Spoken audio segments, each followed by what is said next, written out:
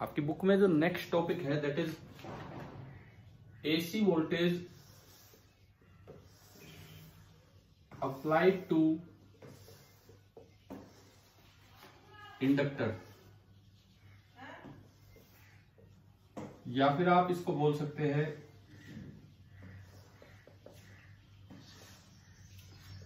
Purely inductive circuit. जैसे हमने कल प्योरली रेजिस्टिव सर्किट पढ़ा, ऐसे ही अब हम पढ़ रहे होंगे प्योरली इंडक्टिव सर्किट। इसमें क्या होगा, केवल और केवल एक इंडक्टेंस लगी होगी सर्किट में और आप कोई एसी सोर्स यहां से अप्लाई कर रहे होंगे। ये आपका सर्किट है। जो एसी है उसका कुछ भी ईएमएफ वोल्टेज आप मान सकते हो। जैसे कल हम मान रहे थे यहां से V that is equal to VM sine omega T. अब फिर से हमें इसका करंट मेजर करना होगा, मेजर नहीं करना होगा, करंट कैलकुलेट करना होगा, क्या होगा क्या नहीं होगा, एक्सप्रेशन निकालना होगा, प्लस उसको उससे क्या रिजल्ट्स बनेंगे वो हमें देखने होंगे। देखिए, तो मुझे केवीएल नहीं लगाना होगा। मैंने कल एक आइडिया आपको दिया था पिछले लेक्चर में कि प्योरली रेजिस्टिव में डायरेक्ट आई आता है, प्योरली इंडक्टिव में डीआई आएगा, इंटीग्रेट करके आई निकालेंगे, और प्योरली कैपेसिटिव में क्या आएगा, चार्ज आएगा और आप डिफरेंशिएट करके आई निकालेंगे। इस तरह का काम है। तो यहां पे अगर हम देखें, आपने केवीएल लगाया, किसी वक्त ये प्लस ये माइनस, और जो वोल्टेज आप अप्लाई कर रहे हैं that is V at any time t। तो ये सोर्स है तो करंट यूं आएगा और ये करंट इधर की तरफ आ गया। अब कल मैंने एक चीज बताई थी, अगर आपको ध्यान हो तो बताओ, कि इंडक्टिव सर्किट में करंट लीक कर पीछे चलता है आगे चलता है इंडक्टिव सर्किट में?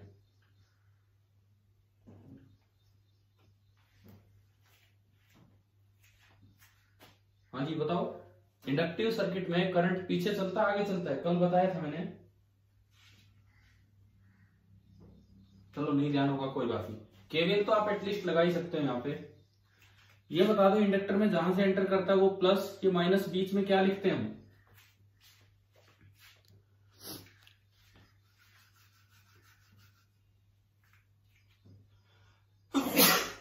बोलिए भाई, इंडक्टर में जहां से करंट एंटर करता है वो साइड प्लस होती है, दूसरी माइनस, बीच में क्या लिखा जाता है? वोल्टेज, पोटेंशियल डिफरेंस,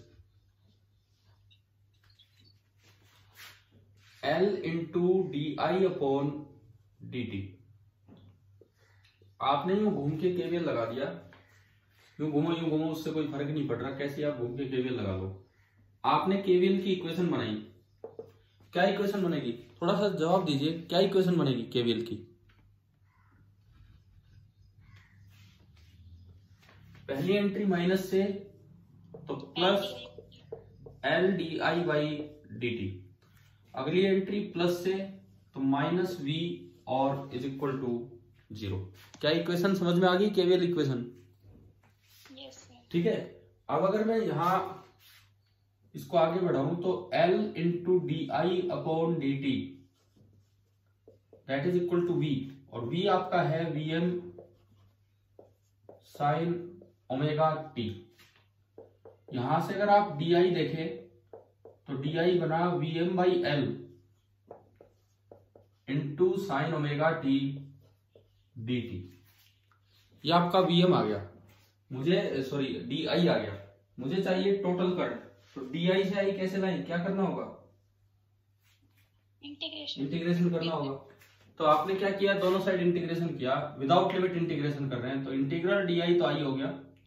इसका इंटीग्रेशन बताइए क्या होगा? VM/L तो एक कांस्टेंट है, बाहर आया, VM/L तो एक कांस्टेंट है, और अंदर बचेगा integral sign omega T dt without limit. Sign omega t का इंटीग्रेशन क्या होगा? Minus cos omega. Sign omega t का होगा माइनस कोस। तो ये देखो, आप अगर इसको आगे बढ़ाते हैं तो जो I आएगा, I this will be equal to VM/L, एक माइनस लग गया और एक कोस ओमेगा टी। लेकिन जब आपके पास लिमिट नहीं है लगाने को तो साथ में क्या ऐड करना पड़ता है? Constant of integration. तो हमने इस इक्वेशन में एक कांस्टेंट ऑफ इंटीग्रेशन ऐड कर दिया। अब कांस्टेंट की वैल्यू निकालने का एक तरीका तो ये होता है कि किसी टी टाइम पे अगर आपको आई की वैल्यू पता हो कि भाई इतने टाइम पे आई इतना था, तो आपने इसमें पुट किया और सी आ गया और वापस पुट किया, है ना भाई। कई बार किया नहीं काम तो पीछे काइनेटिक्स में या कहीं भी जब ये कांस्टेंट निकालने होते हैं तो ऐसे निकाले जाते हैं। और क्या तरीका है, देखो जो अप्लाइड वोल्टेज है, अप्लाइड वोल्टेज उसकी एवरेज वैल्यू कितनी है, अप्लाइड वोल्टेज की एवरेज वैल्यू कितनी है, Vm बाहर आ गया कांस्टेंट है, into average value of sine omega T. मैंने एक दिन आपको एवरेज वैल्यू बताई थी साइन की, साइन स्क्वायर की, इस तरह से। साइन ओमेगा टी की एवरेज वैल्यू क्या होती है अगर एंगल वेरिएबल हो तो, बोलिए। साइन ओमेगा टी की एवरेज वैल्यू क्या होती है अगर एंगल वेरिएबल हो तो? अरे यार मैंने बोर्ड पे लिखे थे 4 चीजें, बताओ आप। 0। और साइन स्क्वायर होता तो साइन स्क्वायर की 1/2। ठीक है, तो ये एवरेज वैल्यू 0 होने से एवरेज ऑफ V आ गया 0, और V ही ड्राइव कर रहा है I को। देखो ये जो वोल्टेज आपने अप्लाई की है, this is driving the current, this is driving I। तो अगर V इस तरह ऑसिलेट कर रहा है कि उसकी एवरेज वैल्यू 0 है, तो इसका मतलब यह है कि I भी इस तरह ऑसिलेट करेगा कि उसकी भी एवरेज वैल्यू कितनी होगी, 0। क्योंकि V की वजह से I आ रहा है, कभी V बढ़ेगा I बढ़ेगा, V कम होगा I कम होगा, तो इस तरह से ही चलना है। तो एवरेज वैल्यू 0। तो आप C की जो कांस्टेंट ऑफ इंटीग्रेशन होता है उसकी वैल्यू निकालने के 2 तरीके होते हैं। पहला तरीका, आपको किसी एक इंस्टेंट पे I पता हो, उसमें पुट कीजिए C आ जाएगा। दूसरा तरीका, आपको एवरेज वैल्यू पता हो तो आप उससे भी निकाल सकते हैं। कैसे? इक्वेशन 1 की दोनों साइड एवरेज ले लीजिए। इक्वेशन 1 में आपने दोनों साइड एवरेज लिया, कैसे लेंगे देखें। इक्वेशन नंबर 1 में आपने दोनों साइड एवरेज लिया, तो average of I this is equal to minus Vm/L cos omega t, इसका एवरेज माइनस Vm/L तो कांस्टेंट है बाहर आ गया, और प्लस कांस्टेंट का एवरेज। एक कोई लगातार वैल्यू कांस्टेंट रही है तो उसकी एवरेज वैल्यू क्या होगी, 5 5 5 5, तो एवरेज भी कितना आ जाएगा, 5 ही आ जाएगा। इसका मतलब कांस्टेंट की एवरेज वैल्यू को भी आप क्या लिख सकते हैं, C। एवरेज कैसे लिया, दोनों साइड समझ में आया ये? Yes sir. देखो I की एवरेज वैल्यू ये होगी, माइनस Vm/L बाहर है, कोस ओमेगा टी की एवरेज वैल्यू क्योंकि कांस्टेंट था इसलिए बाहर, और प्लस C की एवरेज वैल्यू खुद ही होगी। अब देखो I की एवरेज वैल्यू कितनी है, अभी जो हमने देखा जो वोल्टेज लगाई इससे 0। I की एवरेज वैल्यू है 0। इसकी बताओ एवरेज वैल्यू, कोस ओमेगा टी की क्या होती है, 0 प्लस C। तो यहां से कांस्टेंट आ गया 0, और कांस्टेंट 0 वापस इसमें पुट किया तो मेरे पास I निकल के आया, and I is equal to minus Vm/L into cos of omega t. अभी इसको आगे एनालाइज करेंगे। पहले तो ये बताओ I कैसे निकाला, क्या है, क्लियर हुआ प्योरली इंडक्टिव सर्किट में? ठीक है। ये बोर्ड थोड़ा धुंधला दिखता है क्या आपको सर? हाँ जी सर, कोई आरपीएस स्कूल से 2 हैं। आरपीएस स्कूल नाम से है ना, 2 एंट्री है सर किसी की। तो यार होंगी, कोई बात नहीं, वो स्कूल ही जाने, हम क्या जाने इस बारे में, क्योंकि ऑपरेटर वहां है। सर कल भी 2 ही थे। तो कोई बात नहीं, वो 2 लोग बैठे होंगे वहीं पे जो रिकॉर्ड कर रहे होते हैं इस तरह से। एक बेटा फोन से जुड़ा है, एक लैपटॉप से जुड़ा है, इसलिए 2। चले हम आगे बढ़े। अब आप ये बताओ अभी I का एक्सप्रेशन क्या निकल के आया, फिर उससे हम एनालाइज करेंगे ना चीजों को। Voltage that is equal to Vm sin omega t. अगर इंडक्टर के पास ये वोल्टेज थी तो इंडक्टर में जो करंट आया, क्या इक्वेशन आई, माइनस cos ओमेगा टी। एक मिनट रुको, मैं दोबारा से करता हूं। ये था, क्या लिखा था हमने, माइनस Vm/L और इंटीग्रल क्या लिखा, नीचे किया था कि नहीं उसमें ओमेगा एल? कोस ओमेगा टी। नहीं, ये ओमेगा नीचे लगाया था कि नहीं, ये बताओ मुझे। पिछले स्टेप में मैंने मिटा दिया। देखिए पता नहीं मैं मिटा चुका हूं, ध्यान नहीं है मुझे।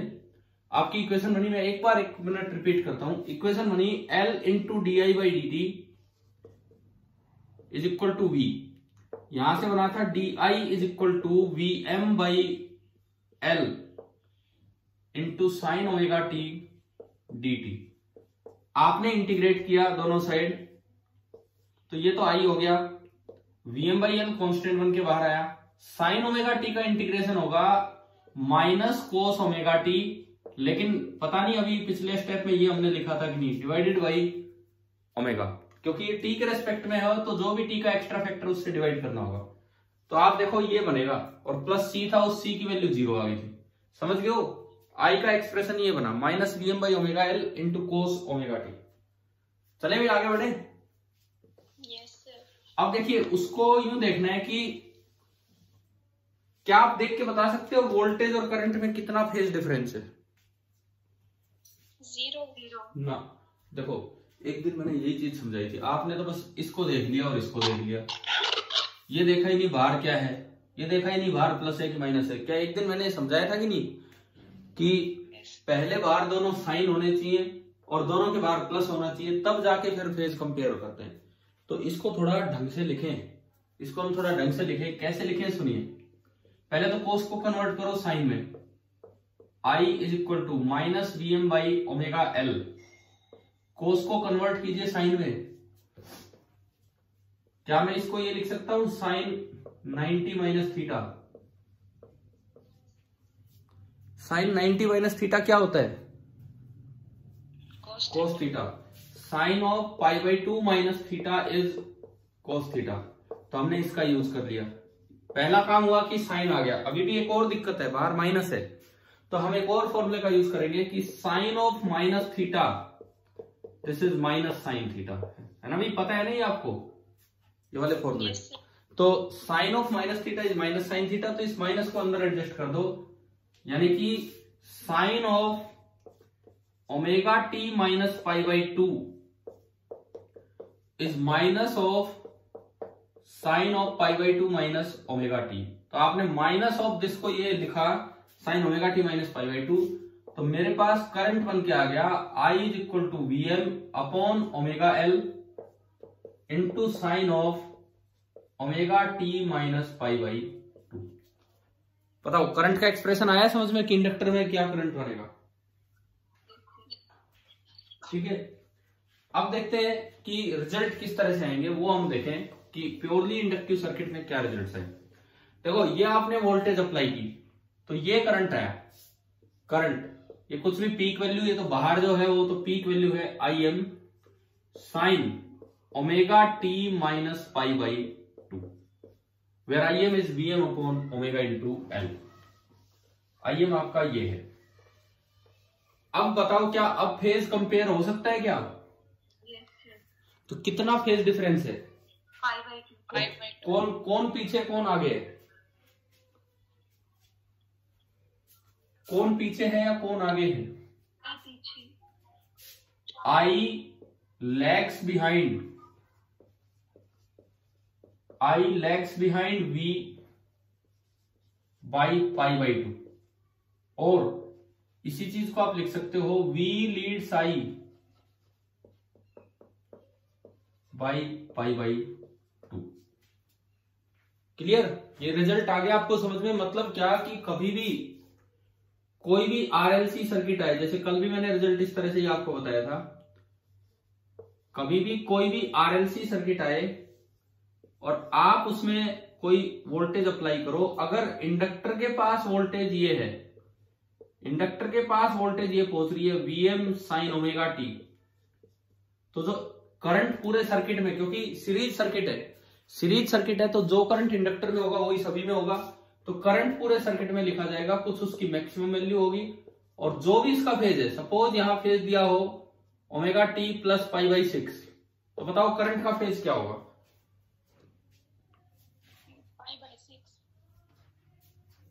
करंट का फेज क्या होगा?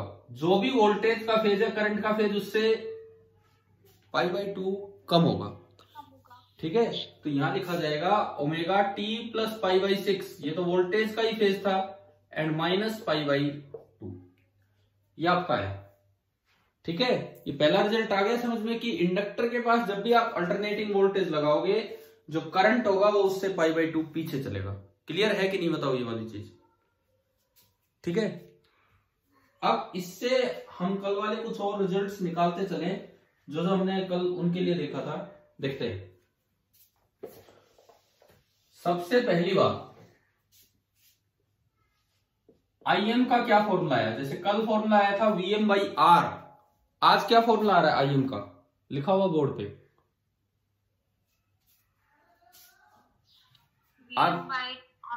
VM/ωL, यानी कि R is replaced by ωL। अब R तो केवल उसकी खुद की प्रॉपर्टी थी, लेकिन ओमेगा इंटू एल आने का मतलब है कि ये तो सोर्स पे भी डिपेंड करेगा, क्योंकि ओमेगा तो सोर्स का है ना, इसकी फ्रीक्वेंसी है, इसकी एंगुलर फ्रीक्वेंसी ओमेगा। यानी कि यहां जो अपोजिशन होगा करंट का वो सोर्स पे भी डिपेंड करेगा और इंडक्टर पे भी डिपेंड करेगा। तो इस ओमेगा एल को एक नया नाम दिया जाता है इंडक्टिव रिएक्टेंस। रेजिस्टेंस की बजाय इसे बोलते हैं रिएक्टेंस, एक नई टर्म है हमारे लिए। रेजिस्टेंस की बजाय हम इसे बोलते हैं रिएक्टेंस, एक नई टर्म है हमारे लिए। ये काम उसी तरह कर रही है जैसे रेजिस्टेंस होता है, यानी कि जब I बराबर V/R होता है, सेम उसकी जगह ये आ गया। इसका मतलब, वैसे मैं इसका सिंबल दूं X होता है और इंडक्टर है तो XL, ये इसका सिंबल है। आप पहली बात बताओ इसकी SI यूनिट क्या होती है?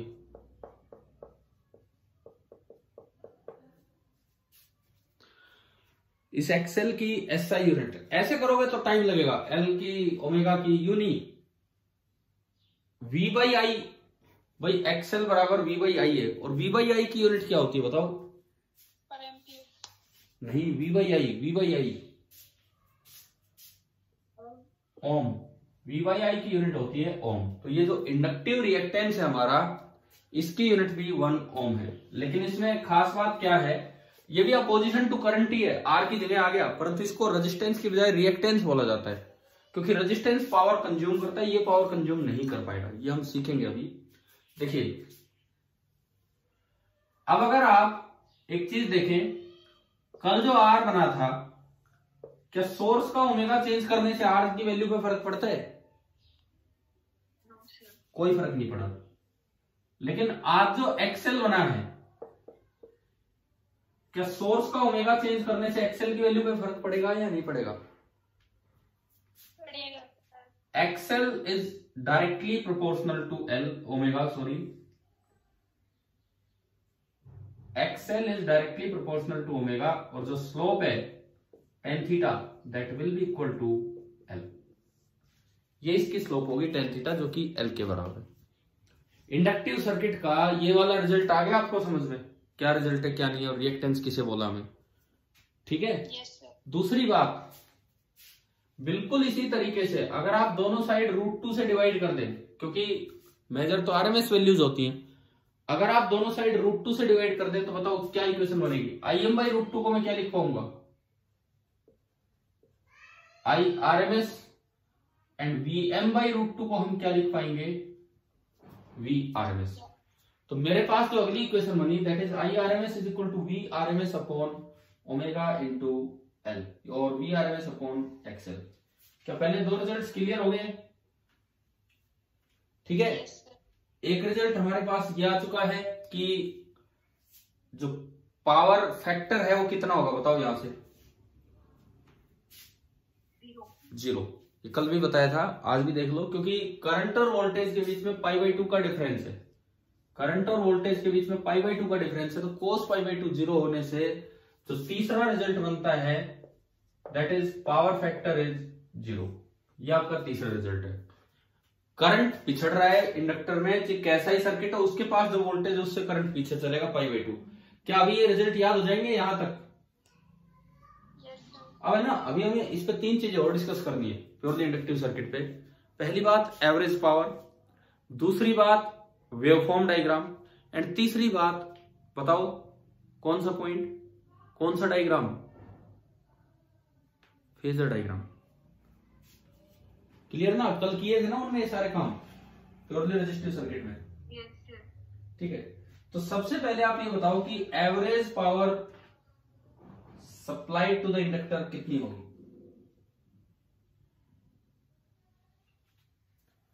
Average power supply to the inductor, power factor आ चुका आपके पास, अब बता दो। 0, क्योंकि एवरेज पावर का फॉर्मूला था IRMS into VRMS into power factor, और पावर फैक्टर 0 आने से जो एवरेज पावर होगी दैट विल बी 0। क्लियर ना सभी को? ठीक है, अब देखो इसमें मैं वेवफॉर्म बनाता हूं। वेवफॉर्म,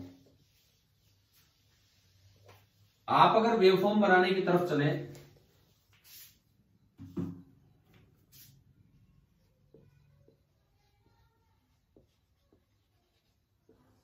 सबसे पहले मैं वेवफॉर्म बना रहा हूं वोल्टेज की।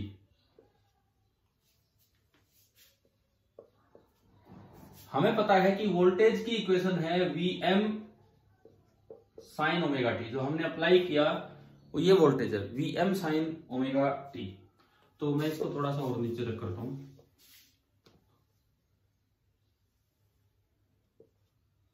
ये इधर का आपने V लिया एंड ये सपोज कीजिए आप टाइम एक्सिस ले रहे हैं। जब साइन है और प्लस के साथ है तो ग्राफ यूं स्टार्ट हो जाएगा मीन से ऊपर की तरफ। ये आपका ग्राफ बन गया पहला ग्राफ, वोल्टेज का ग्राफ। और ये कंप्लीट टाइम t, और ये t/2, और ये 1/4 t/4, और ये 3/4 3t/4। इसकी वजह से जो करंट आया होगा सर्किट में, इसकी वजह से इस इंडक्टिव सर्किट में, प्योरली इंडक्टिव सर्किट में जो करंट आया होगा, आप बताओ क्या इक्वेशन आई थी करंट की जब उसको फेज कंपेयर करने से पहले हमने बनाया था? इस तरह की इक्वेशन निकल के आई थी, I बराबर -Im cos ओमेगा टी, है ना? माइनस है और कोस है, तो बताइए कहां से शुरू होगा ये ग्राफ? माइनस है और कोस है तो कहां से शुरू होगा ये वाला ग्राफ? Negative extreme. हाँ, ये सही जवाब दिया है। माइनस है और कोस है तो इसका मतलब ये जो ग्राफ होगा ये नेगेटिव एक्सट्रीम से स्टार्ट होगा। ये जो भी ग्राफ होगा नेगेटिव एक्सट्रीम से। एक और बच्चे देख रहा हूं कौन कौन है आज की क्लास में। चलो ठीक है, देखिए तो नेगेटिव एक्सट्रीम से हम शुरुआत करें। सपोज ये वैल्यू है -Im। अब साइकिल तो इतनी देर में पूरी होनी है, हमने कल बताया था कि अगर जिस वोल्टेज की वजह से करंट आता है तो टाइम पीरियड सेम रहेगा। इतनी देर में हाफ साइकिल पूरी होनी है, इतनी देर में 1/4 साइकिल पूरी होनी है, इतनी देर में 3/4, तो सेम काम है। तो देखो 1/4 यहां से ही हो गया, अगला 1/4 यहां से ही हो गया, अगला 1/4 यहां से ही हो गया, एंड अगला 1/4 यहां से ही हो गया। आप बताओ क्या करंट का ग्राफ आपको बनाना आ गया कि नहीं? ठीक है ना? ढंग से सीखो इन चीजों को कि कैसे बनाया। ये t/4, t/2, this is 3t/4 and this is t। ये आपका बन गया। अच्छा, इसके बाद देखिए अब मैं पावर को भी कंपेयर करता हूं। कल भी हमने यही किया था। 0 से t/4 में बताओ, पहले वोल्टेज को देख के बताओ, वोल्टेज पॉजिटिव है कि नेगेटिव है? हाँ जी, पॉजिटिव। वोल्टेज जो है दैट इज पॉजिटिव। और अब आप करंट की बात कीजिए, करंट क्या है 0 से t/4 में? Negative. Voltage positive, current negative. मैं यहां तीनों के साइन लिखता चलूंगा, V, I एंड T। तो 0 से t/4 में वोल्टेज तो पॉजिटिव है, करंट नेगेटिव है, तो पावर, इंस्टेंटेनियस पावर क्या रही होगी बताओ? नेगेटिव। प्लस माइनस यानी कि प्रोडक्ट नेगेटिव। अब आप चलिए t/4 से t/2, t/4 से t/2 क्या होगा? दोनों पॉजिटिव। ये भी पॉजिटिव, ये भी पॉजिटिव, ये प्लस, ये प्लस, तो ये भी आपका प्लस आ गया, है ना? उसके बाद T/2 से 3T/4, वोल्टेज नेगेटिव, ये नेगेटिव ये पॉजिटिव, तो ये नेगेटिव ये पॉजिटिव, तो प्रोडक्ट क्या होगा? नेगेटिव। एंड लास्ट 3T/4 से लेके T, नेगेटिव वोल्टेज, दोनों चीजें नेगेटिव, तो ये भी नेगेटिव ये भी नेगेटिव, तो प्रोडक्ट आ गया पॉजिटिव। अब बताओ एक साइकिल पे एवरेज पावर क्यों जीरो आ रही, क्या ये समझ में आ गया? ठीक है, कि एक 1/4 में तो ये ऐसा हो रहा है और एक 1/4 में इस तरह का होता जा रहा है, इसलिए ये पूरा जीरो आ गया। अच्छा, अब मान लो जरूरी नहीं है कि वोल्टेज इक्वेशन यही दी हो, Vm sin ओमेगा टी, हो सकता है आपको करंट इक्वेशन दे रखी हो। सपोज किसी को इंडक्टर है और उसमें current equation they the I बराबर Im sin ओमेगा टी। अब आपसे पूछे कि वोल्टेज का फेज क्या होगा, बताओ। अगर करंट इक्वेशन आपको दे दी I बराबर Im sin ओमेगा टी, तो वोल्टेज का फेज क्या होगा बताइए? जीरो। दोबारा सुनो, मैं ये हटा दूं, ये हो गया ना आपका? Yes sir. ठीक है, अगली चीज जो मैं आपसे पूछ रहा हूं आप उसका जवाब देना अभी, कि अगर मान लीजिए मैं कहूं कि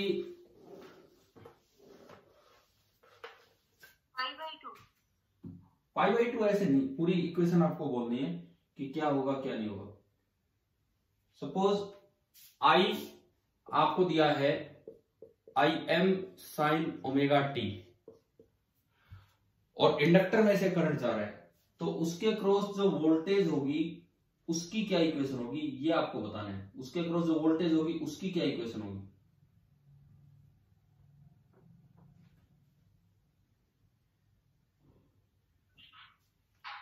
Vm sin ओमेगा टी, ना जी, पूरा बोलो।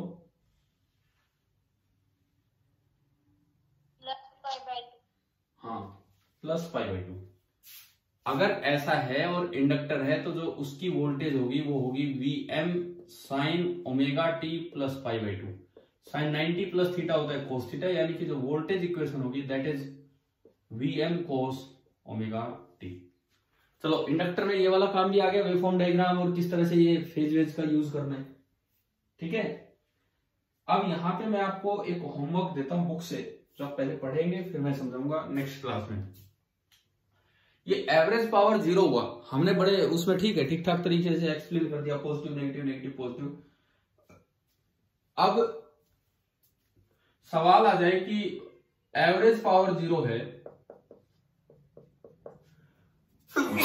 किसी इंडक्टर में, इसको आप समझाओ यूजिंग द कॉन्सेप्ट ऑफ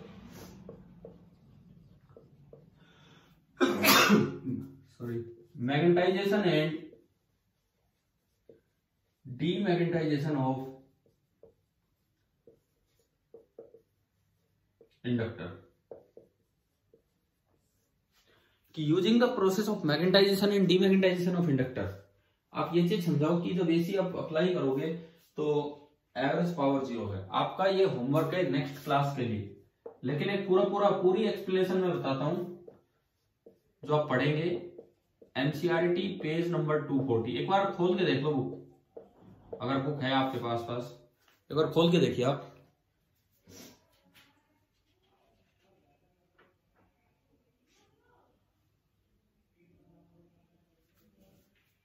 हाँ जी, बताओ मिला क्या?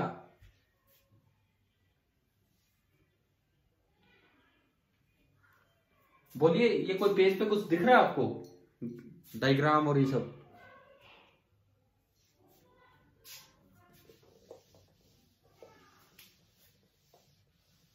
अरे कोई जवाब नहीं दे रहे कि बुक नहीं खुली अभी तक।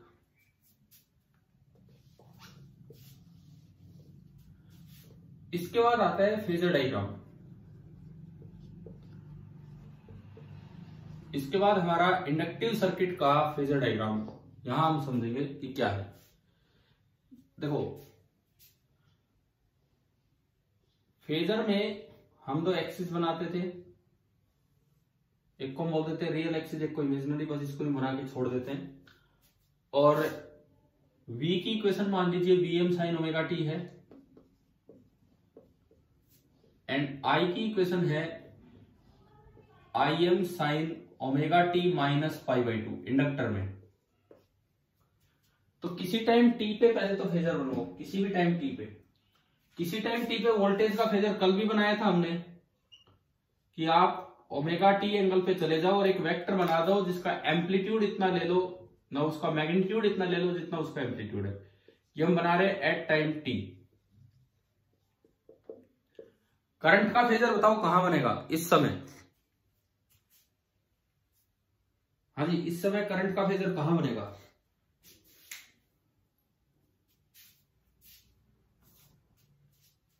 इससे π/2 पीछे मतलब नीचे, इससे π/2 नीचे। अब वो छोटा बने बड़ा बने वो डिपेंड करता है एक्सएल की वैल्यू क्या है। ये हमने बना दिया IM और ये इससे π/2 इधर। बताओ क्या फेजर जनरेट करना आ गया?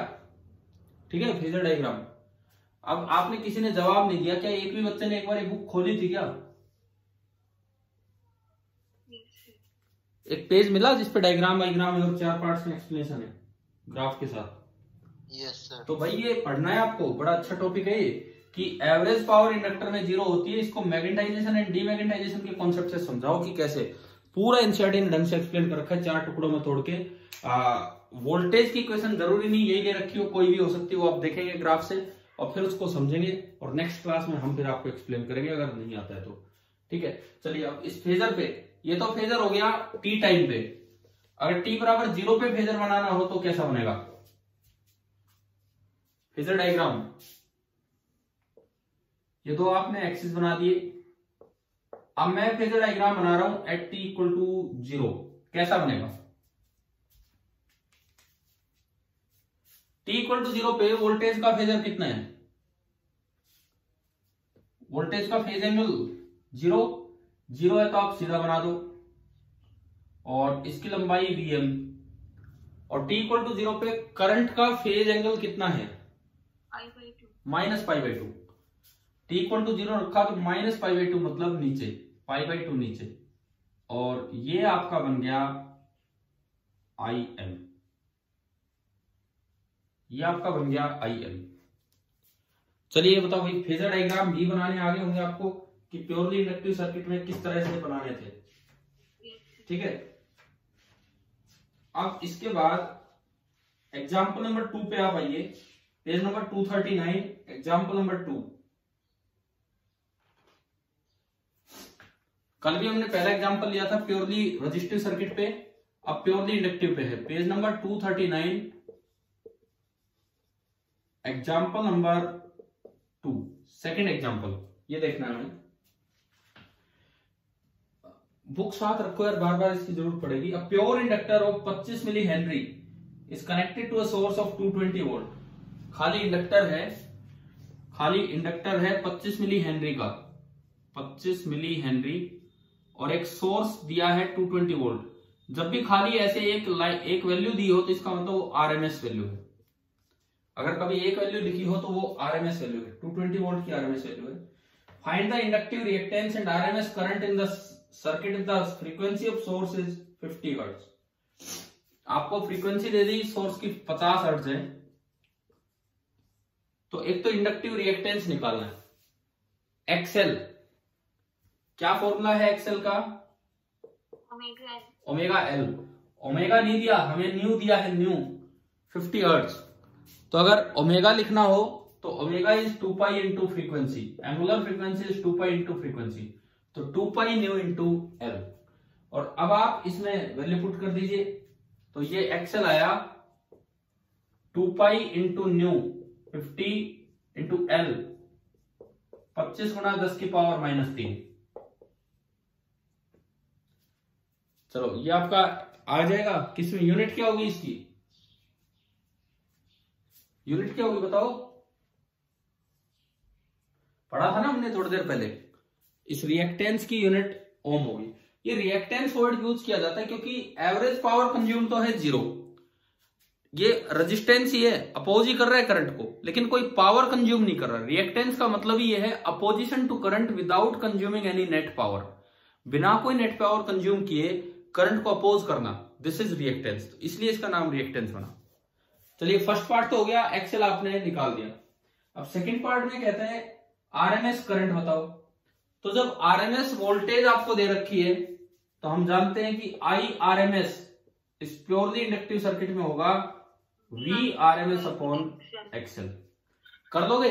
देखो कल हमने एक तो सोल्ड एग्जांपल लिया था प्योरली रेजिस्टिव पे, और एक्सरसाइज में कितने क्वेश्चन लिए थे? 2।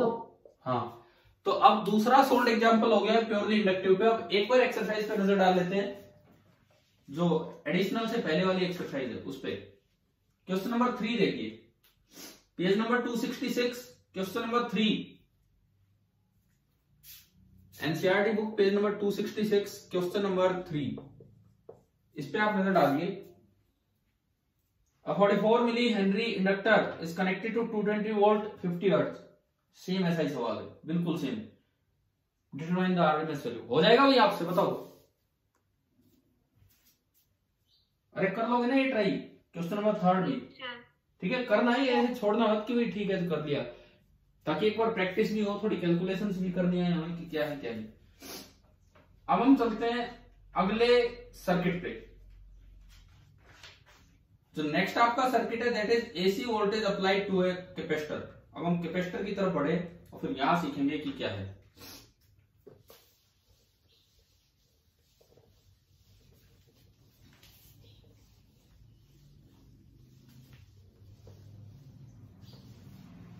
AC voltage applied to a capacitor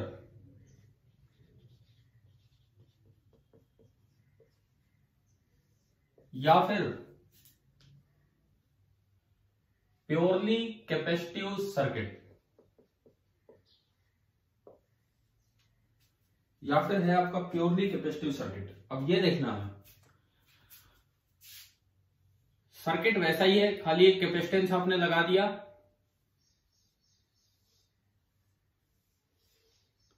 और ये इस तरीके से वोल्टेज अप्लाइड, फिर से वही मान लेते हैं जो हर बार हम शुरुआत करते हैं, Vm sine omega T, capacitance है C। प्योरली रेजिस्टिव में आई डायरेक्ट आया, केवीएल लगाते ही। प्योरली इंडक्टिव में डी आई आया, वो इंटीग्रेट किया। यहां पे आपको क्यों मिलेगा? शुरुआत करते हैं। किसी वक्त अगर ये प्लस ये माइनस ये V, तो करंट इधर जा रहा होगा I, और करंट अगर ऐसे जा रहा है तो किसी टी टाइम पे यह चार्ज क्यू है और यह चार्ज माइनस क्यू है। तो इंडक्टर के कैपेसिटर के पास क्या होता है? Potential difference. ये पॉजिटिव ये नेगेटिव, और आपको याद होगा क्यू बाई सी। ध्यान है क्या कैपेसिटर में कैसे लिखते थे? यस। ठीक है, इसमें लगा दो केवीएल। आपने केवीएल इक्वेशन लगाई तो पहली एंट्री माइनस से तो प्लस क्यू बाई सी, अगली एंट्री प्लस से तो minus V is equal to 0, और यहां से जो क्यू निकल के आया that is equal to C into V. यहां से जो क्यू निकल के आया that is equal to C into V, simply C into V. अब मैं वी की वैल्यू पुट करूं तो Q is equal to C into V. V आपका है Vm साइन ओमेगा टी। ठीक है भाई, क्यू आ गया। अब बताओ यहां से करंट कैसे निकालें? आई डी क्यू बाई, हाँ D Q by D T, ये हमने आई निकाला D Q by D T. तो सी इंटू वी एम तो कॉन्स्टेंट बाहर आ गया। साइन का डिफरेंशिएशन क्या होगा? साइन ओमेगा टी का नहीं माइनस नहीं, प्लस कोस ओमेगा टी, और टी के साथ जो एक्स्ट्रा फैक्टर मल्टीप्लाई है उससे मल्टीप्लाई करना पड़ेगा ओमेगा टी का दोबारा से डिफरेंशिएशन, जो कि ओमेगा, चेन रूल। ठीक है, तो यहां से अगर आप आई देखते हो तो आई निकल के आया, ओमेगा को शुरू में लिख दो, omega C into V M into cos of omega T. अब हमारी जो आदत है, फर्स्ट सर्किट में हमने पढ़ा आई बराबर बाहर आया Vm by R, second circuit में हमने पढ़ा बाहर आया Vm बाई ओमेगा एल, या Vm इंटू आर है। इसको इंटू की तरह मत देखो, इसको अपॉन में ही बनाओ। तो इसको आप यूं देखिए कि current is equal to Vm upon, क्या मैं इसको ऐसा लिख सकता हूं? बताओ। यस। और इंटू कोस ओमेगा टी, और इस चीज को हम Im बोल देते हैं थोड़ी देर के लिए। तो I is equal to Im into cos omega T. ये वोल्टेज है और ये करंट आया कैपेसिटर में, तो बताओ फेज डिफरेंस कितना है? क्या अभी कंपेयर कर सकते हैं? बिल्कुल अभी करना चाहिए ऐसे देख के।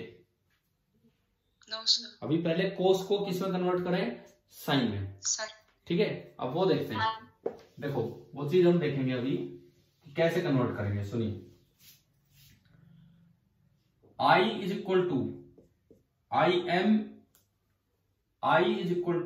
M into cos of omega T, ये आपका आ गया। अब आपने क्या किया, इसको साइन में कन्वर्ट करना है, तो हम जानते हैं कि साइन 90 प्लस थीटा क्या होता है? Cos theta. तो इसका मतलब sine of π/2 plus omega T, that will be cos of omega T, और you can say cos of omega T this is equal to sine of omega T plus π/2। ठीक है, तो ये आपने उसमें रखा, तो करंट बना I is equal to I M into sine of omega T plus π/2। क्या अब कंपेयर कर सकते हैं इन दोनों को? है ना? Yes, sir. तो फेज डिफरेंस कितना दिख गया करंट और वोल्टेज में? प्लस π/2। लेकिन कौन लीड कर रहा है? करंट लीड कर रहा है। ठीक है, करंट इज लीडिंग। तो अब अपने रिजल्ट्स पे चलते हैं। मेन बात तो वही है कि रिजल्ट्स प्रॉपर दिमाग में रहने चाहिए कि क्या है। देखो आज के लेक्चर का टारगेट यही था कि प्योरली इंडक्टिव और प्योरली कैपेसिटिव पढ़ने, और वो हो भी जाएगा आराम से कंप्लीट। देखिए, तो सबसे पहली बात हमने ये सीखी कि जो अगर voltage across capacitor that is Vm sin omega T, then current through the capacitor this will be equal to some Im into sin of omega T plus π/2। ये हमारा पहला रिजल्ट है। तो मुझे लगता है अब तो तीनों बातें याद होगी। रजिस्टर में वोल्टेज और करंट सेम फेज में होते हैं, इंडक्टर में करंट पीछे चलता है π/2, कैपेसिटर में करंट आगे चलता है π/2। एक पुराना कन्वेंशन मैं आपको बताऊं, अगर करंट वोल्टेज से पीछे चलता है तो फेज डिफरेंस पॉजिटिव माना जाता है, और अगर करंट वोल्टेज से आगे निकल जाता है तो फेज डिफरेंस नेगेटिव। देखो आपने वोल्टेज अप्लाई की, उससे कौन आया? वोल्टेज अप्लाई की, उससे कौन आया? वहां पे करंट आया है। तो उम्मीद करते हैं कि करंट पीछे पीछे रहे। अगर करंट पीछे चल रहे, पुराना साइन कन्वेंशन है ये, अगर करंट पीछे चल रहा है वोल्टेज से तो फेज डिफरेंस पॉजिटिव है, और करंट अगर आगे निकल रहा है वोल्टेज से तो हम बोल देते हैं कि फेज डिफरेंस क्या है? नेगेटिव। वैसे अब बहुत ज्यादा इसको फॉलो नहीं करते हैं। तो अगर पुराने कन्वेंशन की मैं बात करूं तो आप बताना, इंडक्टर में फेज डिफरेंस प्लस π/2 है कि माइनस π/2? बताओ।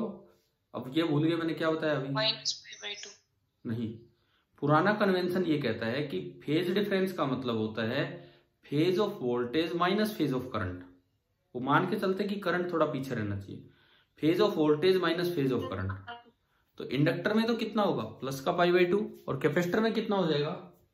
माइनस का π/2। ठीक है, लेकिन इतना ऐसे पूछते नहीं, अलग से अब लिखना पड़ता है कि लीडिंग है, लैगिंग है, कौन लीड कर रहा है, कौन लैग कर रहा है। चलिए, ये हमारा पहला रिजल्ट हुआ।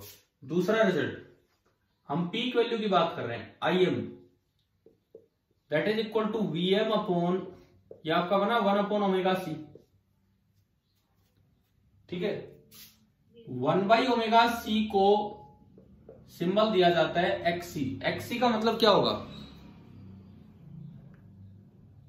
बताओ, XC का क्या मतलब होगा? अरे बोलो यार, ऐसे कैसे चुप हो गए? क्या अभी थोड़ी देर पहले एक्सेल का नाम लिया था हमने? एक्सेल को क्या बोला था? अरे नहीं, उसका नाम क्या था एक्सेल का? Inductive reactance. तो इसका नाम क्या होगा? Capacitive reactance. ये जो XC है, XC का मतलब है कैपेसिटिव रिएक्टेंस। ठीक है, और यूनिट बिल्कुल ये उसी जगह आ रहा है, Im is equal to Vm upon XC। तो XC की जो यूनिट है SI यूनिट सेम वही होगी जो रेजिस्टेंस की है, क्या 1 ओम। क्लियर हो गया? ठीक है। अगर यहीं से √2 से डिवाइड करो तो ये बन जाएगा IRMS is equal to VRMS upon XC। Clear ना? ठीक है। इसके बाद देखो, अब XC ओमेगा पे डिपेंड कर रहे हैं। XC is equal to 1 upon omega C, या अगर आप ओमेगा को 2 पाई न्यू लिखते हैं तो 1 अपॉन 2 पाई न्यू C। तो जैसे जैसे आप सोर्स का ओमेगा या न्यू बढ़ाएंगे, XC बढ़ेगा या कम होगा? बताओ। कम होगा। तो ये ऐसा जाएगा, XC ऐसे गया है, XL ऐसे गया था और R सीधा गया था। क्या ये तीनों बातें क्लियर होगी? 3 चीजें जो हमने पढ़ी। ठीक है। अच्छा, अगली चीज, ये IM निकाल लिया, IRMS निकाल लिया। पावर फैक्टर कितना होगा? cos π/2 कितना हो जाएगा? 0।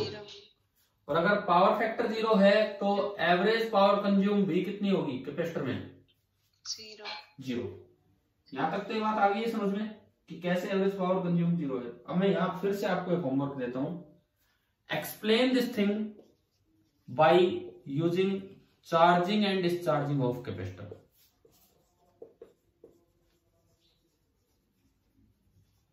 मैंने आपको एक काम दिया था अभी थोड़ी देर पहले, पेज नंबर 240, कि इंडक्टर एवरेज पावर 0 कंज्यूम करता है। आपको वो चीज एक्सप्लेन करनी है using magnetization and demagnetisation of inductor, क्योंकि बेसिक समझ तो वहीं से डेवलप होगी कि क्यों एवरेज पावर 0 आ रही है।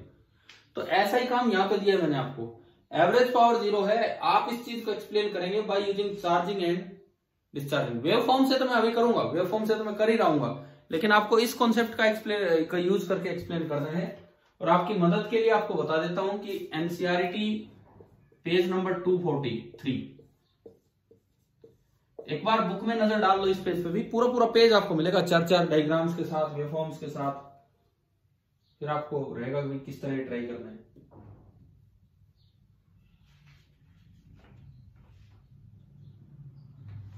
हाँ भाई बताओ, मिल गया? मिल गया कि नहीं? बुक खोली हो तो ये वाला पेज, ठीक है। देखो ये पूरी अच्छी एक्सप्लेनेशन है इंडक्टर में भी, और यहां भी ध्यान जरूर रखना, कभी कल की क्लास में बिना ये पढ़े ही आ जाओ। अच्छा, इसके बाद अब बचे हैं 2 काम, waveform diagram and phasor diagram. तो वेवफॉर्म बनाते हैं, देन फेजर पे चलेंगे। सबसे पहले हम वेवफॉर्म पे चल रहे हैं।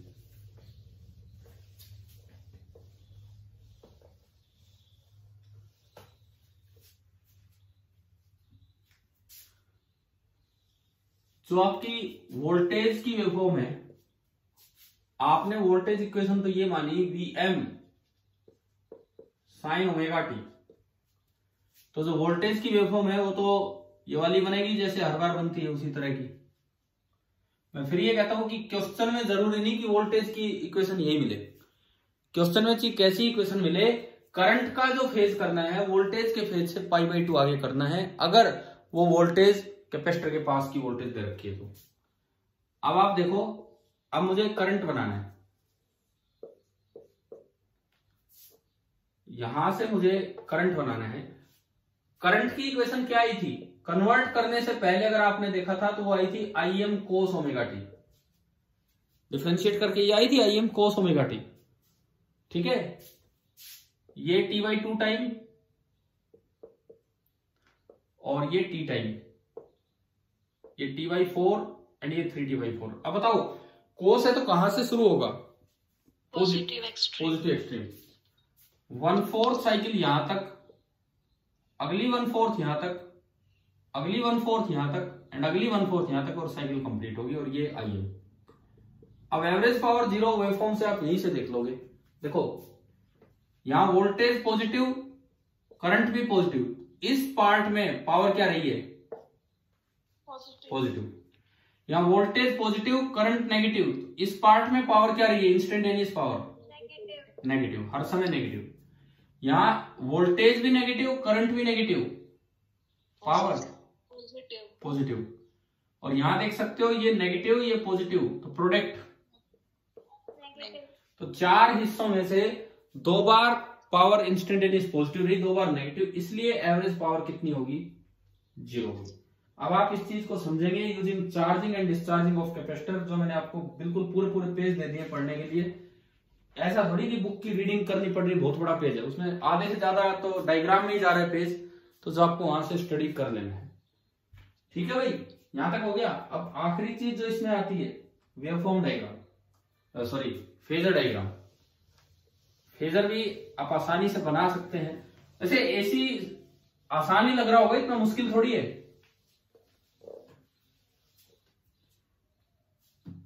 ऐसी बातों का जवाब नहीं देते। देखो बिल्कुल आसान चीजें चल रही है, बस एक फेजर जैसी एक नई चीज ऐड हो गई है और कुछ नहीं। अब मैं फेजर डायग्राम बना रहा हूं, एक बार मैं टी टाइम पे बनाऊंगा।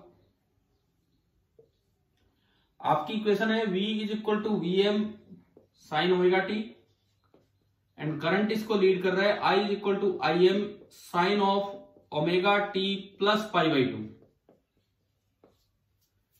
तो सबसे पहले मैंने वोल्टेज का फेजर बनाया एट टाइम टी टाइम पे, तो उसका फेज एंगल है ओमेगा टी, तो वो यहां आएगा।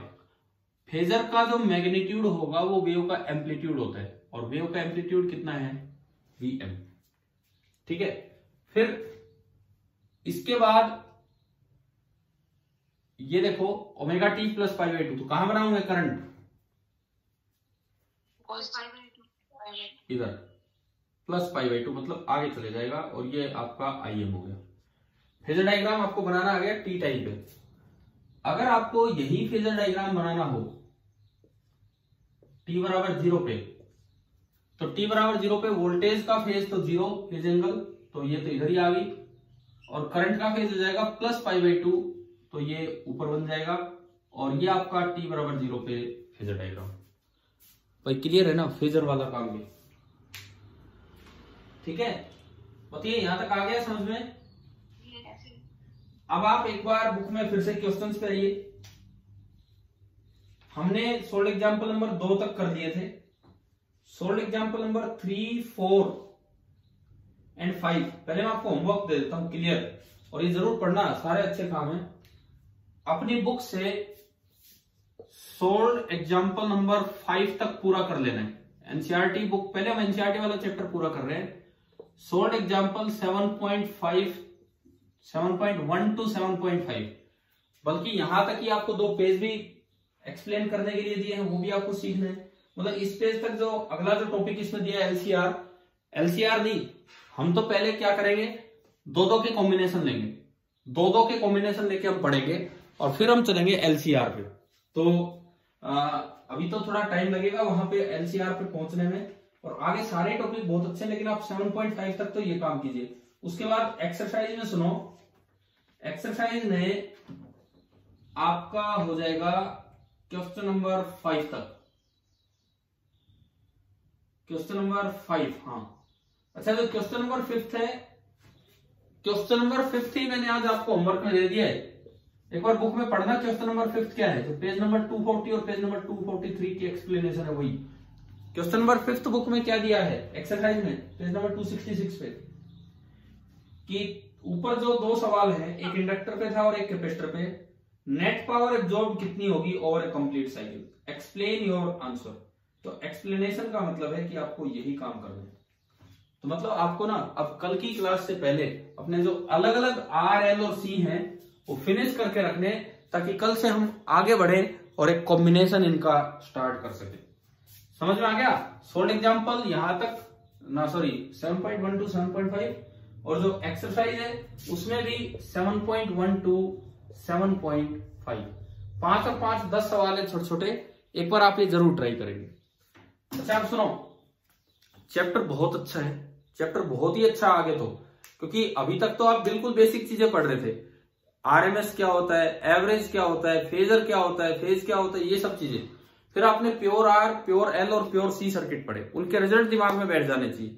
अब हम क्या पढ़ेंगे, आरएल कॉम्बिनेशन, फिर आरसी कॉम्बिनेशन, फिर आरएलसी कॉम्बिनेशन, फिर एलसी उसके बाद लाएंगे, RL, RC, RLC, then LC, and then आगे अभी बहुत कुछ है इसमें, सर्किट्स पूरा करके फिर ट्रांसफार्मर पढ़ेंगे, वो भी एक बड़ा अच्छा टॉपिक है, बड़ा चैप्टर है, लेकिन आप लोग अच्छे से कवर कीजिए। अच्छा, दूसरी बात, इस चैप्टर के जस्ट बाद वेव्स के चैप्टर आने स्टार्ट हो जाएंगे। अगला जो चैप्टर है दैट इज इलेक्ट्रोमैग्नेटिक वेव्स। उससे अगला ठीक है रे ऑप्टिक्स है, उसमें किसी वेव का कोई काम नहीं, लेकिन उससे अगला फिर से वेव ऑप्टिक्स। तो जो हम +1 में वेव पढ़ के आए थे, थोड़ा थोड़ा उनका यूज होने लगेगा आगे आने वाली 2 यूनिट्स में। लेकिन ठीक है, चलिए आज की क्लास को हम फिनिश करते हैं और कल तक मैं उम्मीद करता हूं कि आप ये पढ़ के रखेंगे। ठीक है, थैंक यू।